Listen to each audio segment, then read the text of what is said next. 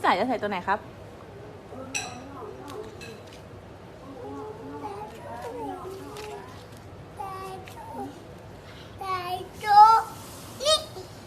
ใส่ตัวนี้เหรอ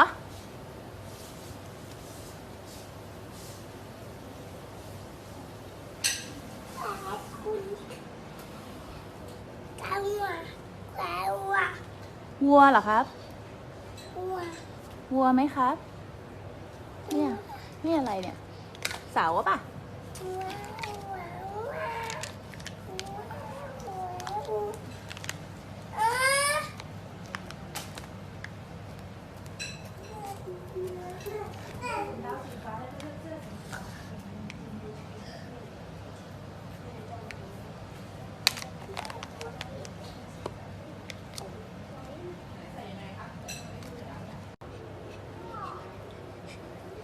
พี่สายจะใส่ตัวไหนครับ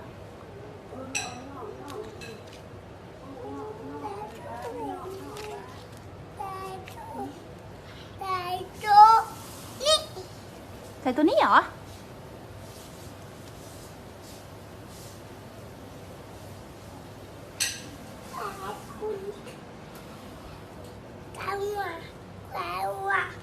วัวเหรอครับวัวไหมครับเนี่ยนี่อะไรเนี่ยเสาป่ะ